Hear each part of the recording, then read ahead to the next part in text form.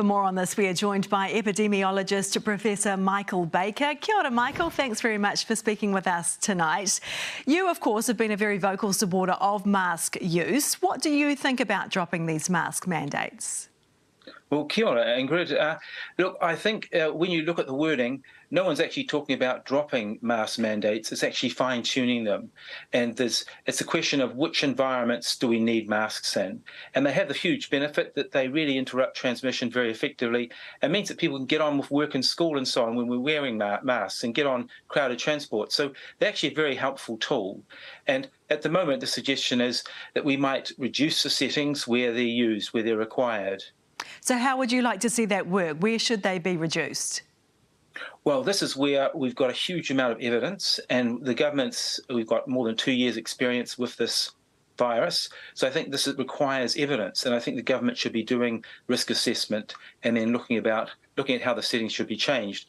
But as a starting point, you need principles, and, for example, protecting very vulnerable people in, say, aged care facilities, in settings where lots of infected people congregate, like doctors' waiting rooms and so on, and also crowded indoor environments where the ventilation's poor, and that would be things like public transport at certain times. So there's lots of places where I think there's a huge argument for retaining mask mandates.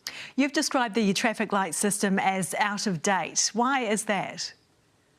Well, this system was designed for very different purposes. It included vaccine mandates and all sorts of things last year. We need a system that can cover the full range of scenarios, and we've got a scenario at the moment which is a very good one to have, and that is falling case numbers, and they may get down to low rates. But just as likely, as we know, we'll get new subvariants or variants, and we'll get another wave, which I think is more likely than not.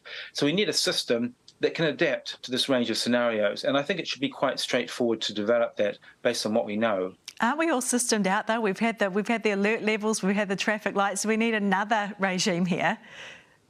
We need something that's consistent, valid and understandable, and I think we will need it for the future. It's a wonderful safety net, and it means that we can cope with whatever nature throws at us. OK, case numbers are the lowest they've been in 6 months. I take it you're saying it's too early, though, to say we're through the pandemic.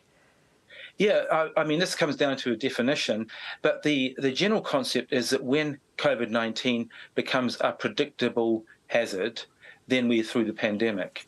And that is, it will still come in waves, but they will be a size that's manageable and so on. And given its potential for evolution, I don't think anyone would say we're through the pandemic yet. It's got surprises for us. But perhaps in a year's time, if it settles down into a predictable pattern, we can say we're through it. OK, Michael Baker, thanks very much for your thoughts tonight. Thank you.